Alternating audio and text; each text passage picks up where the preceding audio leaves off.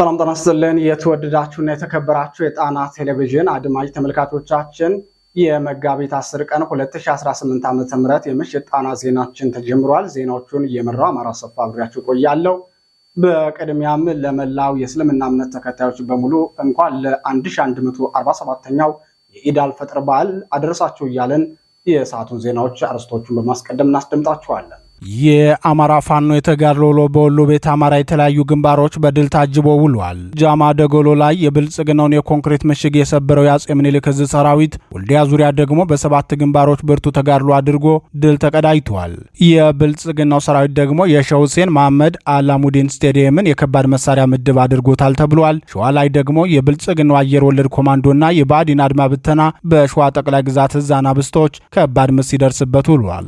የሸዋውና የወሎ ቤት አማራው ተጋድሎችን የሰዓቱ ዜናችን በቀዳሚነት ያስደምጣችኋል።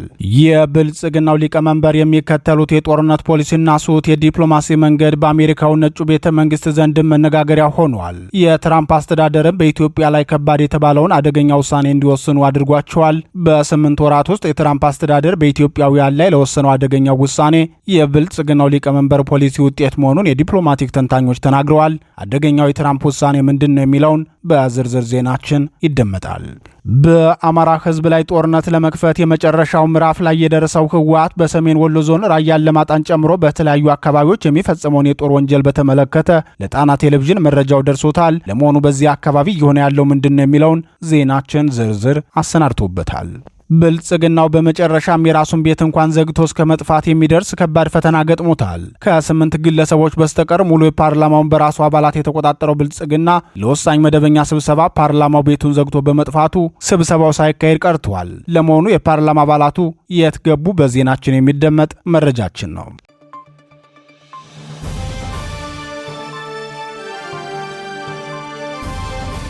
የተወደዳችሁና የተከበራችሁ የጣና ቴሌቪዥን አድማጭ ተመልካቾቻችን እነዚህንና ሌሎች የግንባርና የትንታኔ ዘገባዎችን ይዘናል። እስከ ዜናዎቻችን ፍጻሜ ድረስ አብራችሁ እንድትቆዩ እየጋበዝን ወደ ዝርዝር ዜናዎቹ እናልፋለን።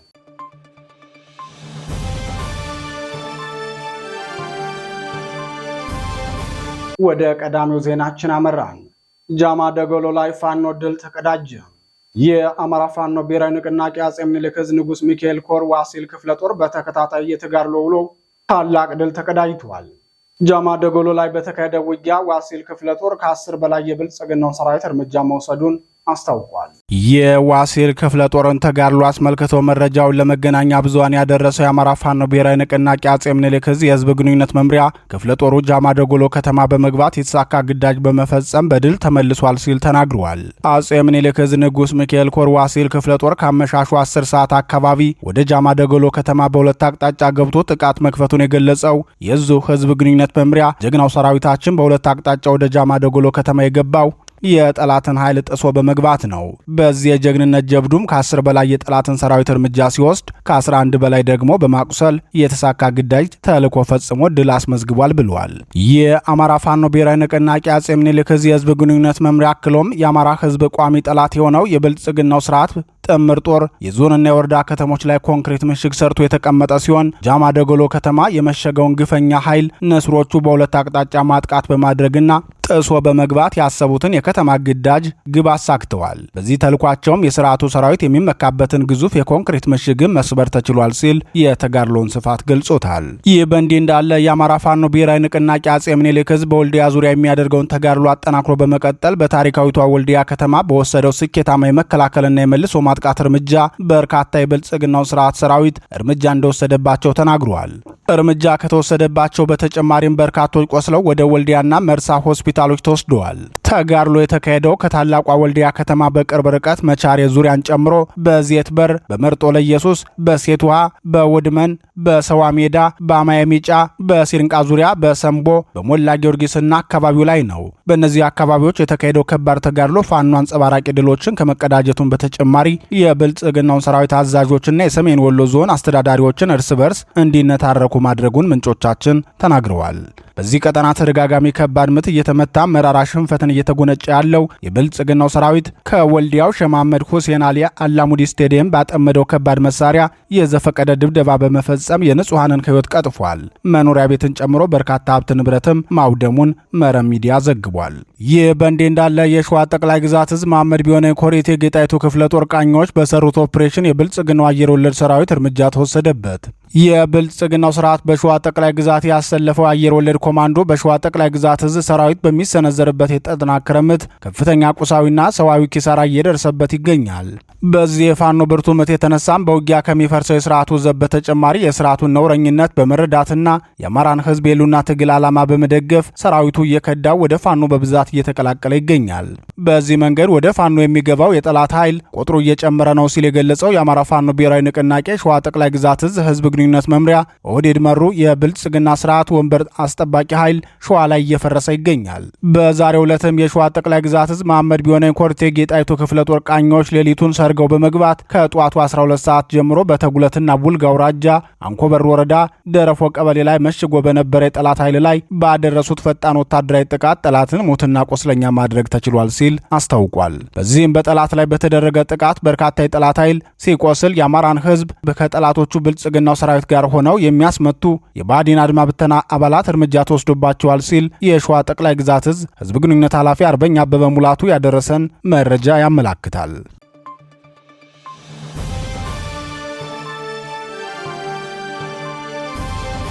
ወደ ተከታዩ ዜናችን እናልፋለን። የትራምፕ ከባድ ውሳኔ በኢትዮጵያ ላይ። የአሜሪካው ፕሬዝዳንት ዶናልድ ትራምፕ በኢትዮጵያውያን ላይ ከባድ የተባለውን ውሳኔ አሳልፈዋል። ከዚህ በፊት የተለያዩ ሀገራት ዜጎች ወደ አሜሪካ እንዳይገቡ እገዳ የጣሉት ዶናልድ ትራምፕ ዛሬ ደግሞ በኢትዮጵያውያን ላይ እጅግ ከባድ የተባለው ውሳኔ አሳልፈዋል። በሀገራቸው የብሔራዊ ደህንነት ምክር ቤት በኢራኑ ጦርነትና ጦርነቱን በሚመሩበት መንገድ እንዲሁም በሚሰጧቸው መግለጫዎች የሚጠቀሟቸውን ቃላት አስመልክቶ ግምገማ የቀረበባቸው ትራምፕ ከኢትዮጵያ ወደ አሜሪካ የሚጓዙ መንገደኞች ከ2.7 ሚሊዮን ብር በላይ ለቪዛ ማስያዝ አለባቸው። ያንን ገንዘብ አስይዘው ወደ አሜሪካ ከገቡ በኋላም መመለሻ ጊዜያቸውን ካሳለፉ ገንዘቡ ለአሜሪካ ገቢ ሆኖ ሰዎቹ ወደ ኢትዮጵያ ይመለሳሉ የሚል ነው። በኢራኑ ጦርነት ምክንያት ብዙ ጉዳዮች የተወሳሰቡ ሲሆን በአሜሪካ ቤተ መንግስትና ሌሎች የባለስልጣናት መኖሪያ ቤት ጭምር የድሮን ቅኝት እስከ ማድረግ የተደረሰበት አጋጣሚ ተፈጥሯል። ዶናልድ ትራምፕ ከእስራኤል ጋር እየተሳሳቁ የገቡበት የኢራኑ ጦርነት አሁን ላይ ከባድ እንደሆነባቸውና ማኔጅ ማድረግም እንደከበዳቸው የአሜሪካ የደህንነት ምክር ቤት ገምግሟል። በአፍሪካ ቀንድም ሌላ ቀውስ ሊፈጠር ይችላል። እሱም በኢትዮጵያና በኤርትራ መንግስታት መካከል ይጀምራል ተብሎ የሚሰጋው ጦርነት ነው። እስራኤል የበዛ ቁጡ ሆናብኛለች፣ ኢራኖች ደግሞ የለየላቸው ግትሮች ናቸውና የመሳሰሉትን ሪፖርቶች ያስደመጠን የአሜሪካው ቤተ መንግስት በቪዛ ጉዳይ ኢትዮጵያውያንን የጨከነበት ምክንያት ምን እንደሆነ ግን ግልጽ አልሆነ። አሜሪካ ከገቡ በኋላ በህገወጥ መንገድ በዚያች ሀገር የሚቆዩ የተለያዩ ሀገራት ዜጎች እንዳስቸገሯቸው የገለጹት ትራምፕ ባሳለፍነው ዓመት ነሐሴ ላይ ነበር በ38 ሀገራት ዜጎች ላይ የቪዛ ማስያዣ ገንዘብ ማስከፈልን የጀመሩት። ከነዚህ 38 ሀገራት መካከል 24 የሚሆኑት አፍሪካውያን አገራት ናቸው። በተለይም የናይጄሪያ፣ ሱዳን፣ ደቡብ ሱዳን፣ ኤርትራና ሶማሊያ ዜጎች ላይ ጥብቅ ቁጥጥር ጭምር የተጣለባቸው ነበሩ። የትራምፕ አስተዳደር ትናንት ደግሞ ተጨማሪ 12 ሀገራትን የቪዛ ማስያዣ ገንዘብ የወሰነባቸው ሲሆን ኢትዮጵያ በዚህ ምድብ ተካታለች። ኢትዮጵያን በዚህ ምድብ ውስጥ እንድትገባ ያደረጋት ደግሞ በብልጽግናው መንግስት የተከፈተው የተራዘመ ጦርነት ምክንያት መሆኑን ሮይተርስ ዘግቧል። ይህ የትራምፕ አስተዳደር ውሳኔ ከ2 ሳምንት በኋላ ተግባራዊ የሚደረግ ይሆናል። የትራምፕ አስተዳደር ባሳለፍነው ሐምሌ ወር የኢትዮጵያውያንን ጉዞ በተመለከተ ባሳለፈው ውሳኔ ለቢዝነስና ለጉብኝት ወደ አሜሪካ የሚጓዙ ኢትዮጵያውያን የሚሰጣቸውን የ2 ዓመት ቪዛ ወደ 3 ወር ዝቅ ማድረጉ የሚታወስ ሲሆን ባሳለፍነው ታህሳስ ወር ደግሞ 5000 ኢትዮጵያውያንን በአሜሪካ በጥገኝነት የሚኖሩበትን ከለላ ማንሳቱ አይዘነጋም። ይህ የአሜሪካ ውሳኔ በቀጣይ ኢትዮጵያ ላይ ሌሎች ውሳኔዎችን ለመወሰንም የሚያንደረድረው እንደሆነ ዲፕሎማቲክ ተንታኞች ተናግረዋል።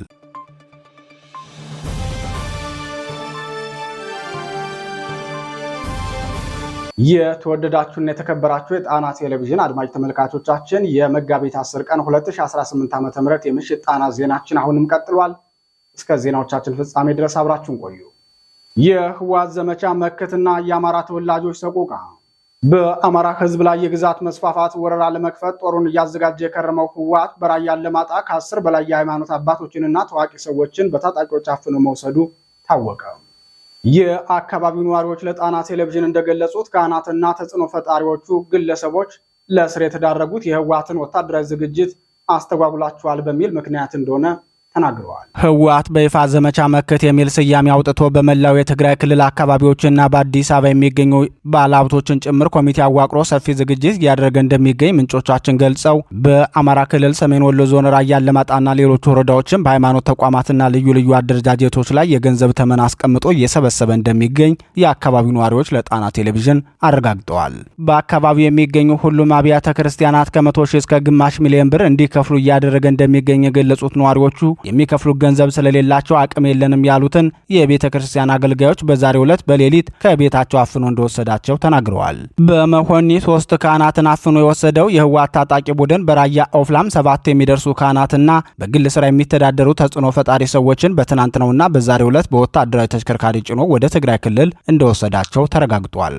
ይህ ትናንትና ዛሬ ብቻ የተፈጸመ አፈና ነው የሚሉት የጣና ቴሌቪዥን ምንጮች ከሰሞኑ በአጠቃላይ 6 ካህናትና 9 አካባቢው አስተዳደር አመራሮች በህወሓት ታጣቂዎች መታሰራቸውን አስታውቀዋል። ህወሓት ለዘመቻ መከት በሚያደርገው የገንዘብ ማሰባሰቢያ ፕሮግራም በአንበሳ ባንክ በኩል አካውንት ከፍቶ ሁሉም የክልሉ ተወላጆች እንዲከፍሉ እንዲያዋጡ ከማድረጉም በተጨማሪ በአማራ ክልል ሰሜን ወሎ ዞን ራያ አላማጣ ነዋሪዎችንም በአስገዳጅነት ገንዘብ እንዲከፍሉ እያደረገ መሆኑን ምንጮቻችን ተናግረዋል። የዚህ ዘመቻ አካል የሆኑና በአገሪቱ መዲና አዲስ አበባ የሚኖሩ ባለሀብቶችም ቀጥተኛ ተሳታፊ መሆናቸው ታውቋል። የብልጽግናው ሰራዊት ባለማጣ ሙሉ ሎጂስቲክሱን ትቶ መውጣቱን ተከትሎ ቀጠናውን የተቆጣጠረው ህወሓት ከትግራይ ክልል አምጥቶ በተለያዩ ተቋማት የቀጠራቸውን በሺ የሚቆጠሩ ሰራተኞች ደሞዝ መክፈል የጀመረ ሲሆን በአማራ ክልል በኩል ተመድበው የነበሩ ባለሙያዎች ሙሉ በሙሉ በመባረራቸው ወደ ቆቦ ከተማ እንደገቡ ተገልጿል። ህወሓት ወደ ራያ አላማጣ በኃይል ከገባ በኋላ በመቶዎች የሚቆጠሩ የአማራ ተወላጅ ታዳጊዎችን አፍኖ በመውሰድ ለወራት አድራሻቸው ጠፍቶ የነበረ ሲሆን በቆላ ተንቤን፣ ደደቢት፣ ጅዋና እንደ አባጉና በሚባሉ አካባቢዎች ወታደራዊ ስልጠና እየወሰዱ እንደሚገኙ አረጋግጠናል ብለዋል። ህወሓት በአማራ ህዝብ ላይ ጦርነት ከፍቶ የአማራ ህዝብ ርስቶችን ለመንጠቅና አማራዊ ማንነትን ደፍጥጦ የሌላ ማንነትን ለመጫን የሚያደርገውን ዝግጅት አጠናቋል።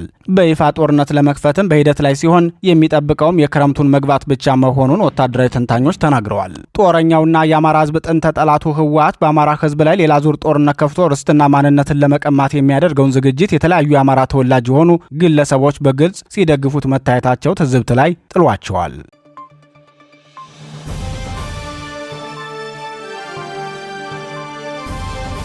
ወደ መጨረሻው ዜናችን እናልፋለን። የፓርላማ አባላቱ የት ገቡ? የብልጽግናው ስርዓት ዛሬ ሊያካሂዱ የነበረው የፓርላማ ስብሰባ በአባላቱ አለመሟላት ስብሰባው ሳይካሄድ መቅረቱ ተገለጸ።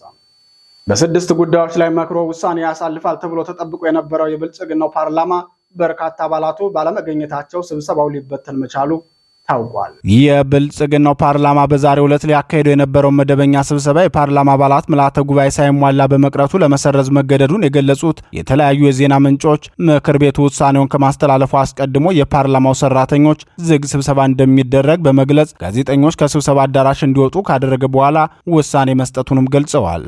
መደበኛ ስብሰባዎቹን ዘወትር ማክሰኞና ሐሙስ የሚያካሂደው የብልጽግናው ፓርላማ ለዛሬ መጋቢት 10 2018 በ6 ጉዳዮች ላይ ለመወያየት አጀንዳ ይዞ የነበረ ቢሆንም ከአጀንዳዎቹ 4ቱ የብልጽግናው ስርዓት በኢትዮጵያ ስም ከተለያዩ ዓለም አቀፍ ተቋማት ጋር ያደረጋቸውን የብድር ስምምነቶች የሚመለከቱ ነበሩ። ፓርላማው በዛሬው ስብሰባው በአጀንዳነት የያዘው ሌላው ጉዳይ ላለፉት 12 ዓመታት በስራ ላይ የቆየውን የጉምሩክ አዋጅ ማሻሻያን ተመልክቶ ጉዳዩ ለሚመለከተው ቋሚ ኮሚቴ ለመምራት ነበር። ሆኖም ከዚህ ቀደም ባልተለመደ መልኩ ፓርላማው ምልዓተ ጉባኤ አልተሟላም በሚል ምክንያት መደበኛ ስብሰባውን አለማካሄዱ ታውቋል። ስብሰባው እንደማይካሄድ በጽህፈት ቤት ኃላፊዎች በኩል እንደተነገራቸው የገለጹት የፓርላማ አባላቱ ምልዓተ ጉባኤው ካልተሟላባቸው ምክንያቶች አንዱ ለረፍት ወደ ምርጫ ክልላቸው የሄዱ አባላት በጊዜ ባለመመለሳቸው መሆኑን ከጽህፈት ቤቱ እንደተረዱ የፓርላማ አባላቱ ተናግረዋል። የፓርላማ አባላቱ ለምርጫ ቅስቀሳ ወደ ተለያዩ የአገሪቱ ክፍሎች እንዲንቀሳቀሱ ቢታዘዙም በተለይም በአማራ ክልል ገብተው ምርጫ መቀስቀስ አለመቻላቸውና የገቡትን መውጣት ባለመቻላቸው እስካሁንም ወደ አዲስ አበባ እንዳልተመለሱ የጣና ቴሌቪዥን ምንጮች ተናግረዋል። ፓርላማው በዓመት ለ2 ጊዜያት ብቻ ለረፍት የሚበተን ቢሆንም የመጀመሪያው የረፍት ጊዜ በየዓመቱ ከየካቲት 1 እስከ የካቲት 30 የሚቆይ ሲሆን ሁለተኛው ደግሞ ከሐምሌ 1 ቀን እስከ መስከረም ወር የመጨረሻ ሳምንት ዋዜማ ድረስ ያለውን ወቅት የሚሸፍን ነው። በአዋጁ በተደነገገው መሰረት በዚህ ዓመትም ለረፍት የተበተኑ የፓርላማ አባላቱ በየካቲት አጋማሽ ካሉበት ተጠርተው የዓመቱን የመጀመሪያ አስቸኳይ ስብሰባቸውን አካሂደዋል። በዚህ አስቸኳይ ስብሰባም የብልጽግናው ምክክር ኮሚሽን የሥራ ዘመን ለተጨማሪ 8 ወራት ማራዘሙ አይዘነጋም። ለዚህ ጉዳይ አስቸኳይ ስብሰባ ተጠርቶ የተሰበሰበው የምክር ቤት አባል በዛሬው መደበኛ ስብሰባ ላይ ግን ተገኝቶ ስብሰባውን ማካሄድ አለመቻሉ በርካቶችን አስገርሟል።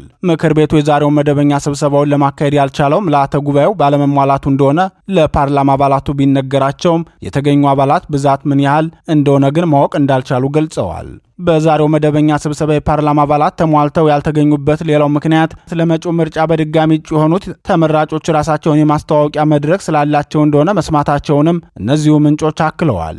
በመጪው ግንቦት ወር ይካሄዳል ብሎ ብልጽግናው መርሃ ግብር የያዘለት ምርጫ መጨረሻ የሚወዳደሩ እጩዎች የምረጡ ቅስቀሳ እንዲያደርጉ የተፈቀደላቸው ከጥር 1 ቀን እስከ ግንቦት 19 ባለው ጊዜ ውስጥ ነው። የፓርላማ አባላቱም ዛሬ ያልተገኙት በዚህ ምክንያት ነው ተብሏል። ሆኖም ከዚህ ቀን ቀደም ብሎም ቢሆን አቶ ገዱ አንዳርጋ አቶ ክርስቲያን ታደለ፣ ኢንጂነር ስለሺ በቀለ፣ ላቀ አያሌው፣ ብናልፍ አንዱዓለም በፓርላማው ለብልጽግናው ሊቀመንበር ሁላችሁም ተነስታችሁ አጨብጭቡላቸው በሚለው ንግግራቸው የሚታወቁት አቶ አሰማኝ አስረስን ጨምሮ ከ40 በላይ የምክር ቤቱ አባላት በተለያየ ምክንያት ከስብሰባ ውጭ ሆነው መቆየታቸው ይታወቃል።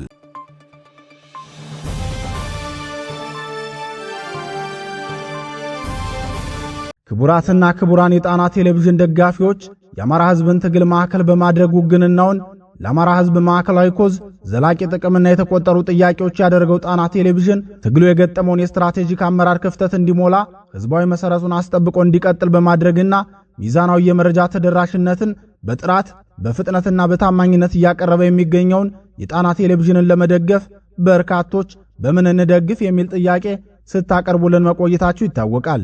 በመሆኑም በዜል +1 46 9866 54 44 በካሻፕ ጣና ቲቪ 2024 በፔይፓል ጣና ቴሌቪዥን 2024@gmail.com እንዲሁም በዶኔት ቦክሱ በኩል መደገፍ የምትችሉ መሆኑን ለማሳወቅ እንወዳለን።